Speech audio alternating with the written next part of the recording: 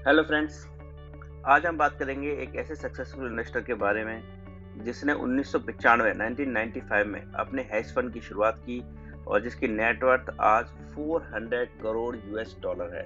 जी हाँ, लगभग 3000 करोड़ रुपीज अगर हम रुपी टर्म में देखें। और उस सक्सेसफुल इन्वेस्टर का नाम है डैन लोएब। डैन लोएब के बारे में बोला जाता है कि वो एक सक्सेसफुल एक्टिविस्ट इन्वेस्टर भी उनको कहा जाता है। असल में जो उनकी मेथोडोलॉजी है जिसके बारे में बात करेंगे कैसे उन्होंने बनाए, वो मेथोडोलॉजी थोड़ी एक्टिविस्ट टाइप है। क्योंकि वो कंपनी वगैरह में फेर बदल वगैरह पर यकीन करते हैं, तो कंपनी लॉस में जाती है उसको प्रॉफिटेबल बनाने में वो यकीन करते हैं। डैनियल लोग स्टॉक मार्केट से शुरुआत से फैसिनेटेड थे और वो अपना करियर स्टॉक मार्केट में ही बनाना चाहते थे। इसकी शुरुआत उन्होंने काफ़ी जल्दी कर दी थी और अपने शुरुआती दिनों में ही उन्होंने कुछ ट्रेड करे जिसके कारण उनको अच्छा खासा प्रॉफिट हुआ, लगभग 1,20,000 यूएस डॉलर का। लेकिन उन्होंने वो पैसा जल्दी गंवा दिया एक सिंगल बैट में। इसके बाद डैनियल लोएब ने कई कंपनीज में काम किया, जैसे वारबर्ग पिनेकस 1984 से 87 तक उन्होंने काम किया। फिर उसके बाद लेफर इक्विटी में उन्होंने काम किया ताकि ऐसे रिसर्च एनालिस्ट वगैरह, ताकि वो सीख सकें समझ सकें, क्योंकि इस झटके ने डैनियल लोएब को सोचने पर मजबूर कर दिया था कि स्टॉक मार्केट से पैसा कैसीनो स्टाइल में अर्न नहीं किया जा सकता कि आज प्रॉफिट और कल लॉस हो जाए। और यहाँ से शुरुआत हुई एक ऐसे तरीके की खोज की जिससे कंसिस्टेंटली प्रॉफिट बनाया जा सके। और डैनियल लोएब ने काफी अच्छा प्रॉफिट बनाया भी है, जो बताता है कि उनके 400 करोड़ का जो उन्होंने अपना एम्पायर खड़ा किया यूएस डॉलर का, वो इतना आसान नहीं था।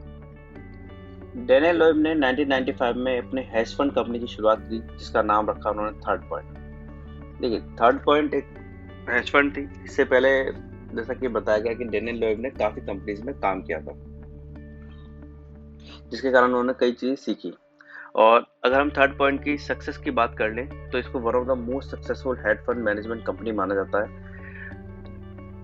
जिसका एनुअलाइज्ड रिटर्न रहा है लगभग 16.2% सिंस दिसंबर 1996 से 2015 तक का उसका रिकॉर्ड देखा जाए। और कई बार जो थर्ड पॉइंट हेज फंड है उसने S&P को बीट किया। जो S&P का रिटर्न रहा है 20%, तो उनका रिटर्न 25% रहा है, और कई बार ऐसा रहा है। और थर्ड पॉइंट ऐसे third point head fund manager उनकी जो इंटरव्यू है वो फोर्ब्स में भी छपे हैं। अब बहुतों को लग रहा होगा 16.2% तो बहुत ही कम रिटर्न है। हमारे सोशल मीडिया पे तो लोग 1 लाख रुपए लगाते हैं, दूसरे दिन करोड़पति बन जाते हैं, तो उनकी बात अलग ही है। देखिए, वो तो अरबपति भी बन सकते हैं। और मुझे समझ नहीं आया पिछले 2 साल में उन्होंने अंबानी को क्यों बीट नहीं करा। तो उनका जो रिटर्न है वो 1 लाख रुपए पे भी इतना था कि 2 साल में वो मुकेश अंबानी को बीट कर सकते थे, लेकिन किसी ने अभी तक बीट किया नहीं। खैर, अलग बात है। और उनका नाम भी ऐसे कोई मिलियनर या बिलियनर की लिस्ट में मैंने देखा नहीं, और आईटीआर भी मैंने उनकी देखी। तो अब हम उनकी बात कर लेते हैं जो स्टैब्लिश्ड है। अगर आप 16.2% से रिटर्न अर्न करते हैं और मान लीजिए आप 25 लाख रुपीज से शुरुआत करते हैं, तो आपका जो 25 ईयर्स में जो रिटर्न होगा वो 25 लाख रुपीज बन के हो जाएंगे 14 करोड़ रुपए। और अगर 30 साल पे ले जाएंगे तो 32 करोड़ रुपए, क्योंकि कंपाउंड इंटरेस्ट कुछ इस तरह से काम करता है कि शुरुआत में वो कम दिखता है लेकिन बाद में बहुत ज्यादा हो जाता है। तो उस पर्सपेक्टिव में देखा जाए तो जो डैनियल लोएब है उसकी जो परफॉर्मेंस रही है वो अमेजिंग रही है। अब बात कर लेते हैं उस स्ट्रेटेजी की जिसके लिए कहा जाता है कि डैनियल लोएब ने सबसे ज्यादा इस्तेमाल किया। देखिए, जितने भी हेड फंड मैनेजर्स होते हैं या बड़े सक्सेसफुल इन्वेस्टर हैं, ये अपनी स्ट्रेटेजी पूरी तरह से कभी भी रिवील नहीं करते, भले ही कुछ भी वो बताएं कहें। आप समझ सकते हैं कि ये मार्केट बहुत ही कॉम्पिटिटिव है और जहाँ पर आपने स्ट्रेटेजी अपनी रिवील की वहाँ पे आपकी एज जा सकती है। एज मतलब जो आपके प्रेफर्ड सिस्टम है, या ये समझिए जो आपकी कॉम्पिटेंट पावर है वो दूसरों को पता चल जाएगी तो वो आपको नुकसान पहुंचा सकता है। लेकिन कुछ तरीके हैं जिससे समझा जा सकता है जो किन कंपनीज में इन्वेस्ट करते थे, उससे देखा जा सकता है कि वो क्या करते थे। देखिए, एक simple buy hold and sell की स्ट्रेटेजी से आप पैसा नहीं बना सकते जबकि उसमें और भी कुछ इन्वॉल्व ना हो, unless and until Indian market हो जो मर्जी से ऊपर चढ़ ही जा रहा है, तो कोई अलग ही बात है। लेकिन आप ये भी कैसीनो की तरह आप 100% श्योर नहीं कब तक ऐसा रहेगा। तो इसके लिए क्या हुआ कि थोड़ा सा रिसर्च वगैरह करी गई। जब वो बहुत प्रॉफिटेबल होने लगे तो इंटरनेशनल रिकॉग्निशन मिलने लगा। तो न्यूयॉर्क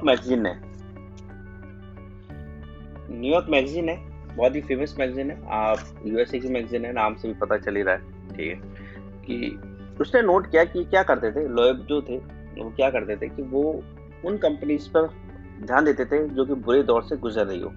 और उसके कारण खासतौर से जो मैनेजमेंट ट्रबल के कारण गुजरी। जैसे कंपनी तो अच्छी है, उसका बिजनेस भी अच्छा है, लेकिन मैनेजमेंट इश्यूज आ रहे हैं। प्रॉफिटेबिलिटी फ्यूचर में है, लेकिन मैनेजमेंट इशू आ रहे हैं, तो वो उसको ढूंढते थे, ऐसी कंपनीज को रिसर्च करते थे। और खास तौर से उन कंपनीज में जो अपनी मैनेजमेंट को चेंज करना चाहती है। इससे क्या होता था कि जब मैनेजमेंट के कुछ इशू आते थे तो कंपनी की प्राइस जो अंडर वैल्यूड हो जाती थी, या जो कहेंगे वैल्यू काफी गिर जाती थी।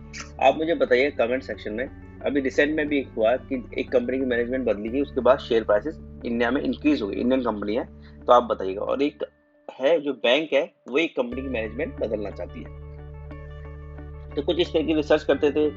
और क्योंकि क्या होता है, जब भी मैनेजमेंट इशू आता है तो प्राइसेस में वॉलेटिलिटी आई जाती है, और इनएफिशिएंट मैनेजमेंट को जब बदल जाती थी तो उन कंपनीज के शेयर काफी अच्छे छलांग मारने लग जाते थे, यानी ऊपर चले जाते थे, जिसका बहुत ज्यादा फायदा लॉयड ने अपनाया। अब ये आप कह सकते हैं एक आउट ऑफ बॉक्स थिंकिंग थी। जनरली क्या होता है, सभी टेक्निकल एनालिसिस या फंडामेंटल एनालिसिस पी वगैरह की तरफ दौड़ते रहते हैं, और आप देख ही रहे हैं कि आज के इंडियन मार्केट में ये उतनी काम नहीं कर रही जितनी कि ये स्कीम पहले कभी काम करती थी। तो हमें भी अपनी जो सोच है उसको बदलने की कोशिश करनी चाहिए। और इसी मेथोडोलॉजी को अपनाकर डैनियल लॉयब ने आज 400 करोड़ यानी लगभग 3000 करोड़ रुपए का एम्पायर अपना खड़ा किया है। और मुझे लगता है कि एक बहुत ही अच्छी रिसर्च है, बहुत ही अच्छा एनालिसिस है कि उन्होंने किस तरीके से बनाया, और हम अपनी स्ट्रेटेजी में क्या चेंज कर सकते हैं जिससे हम भी बहुत ज्यादा प्रॉफिटेबल हो जाए। Thank you.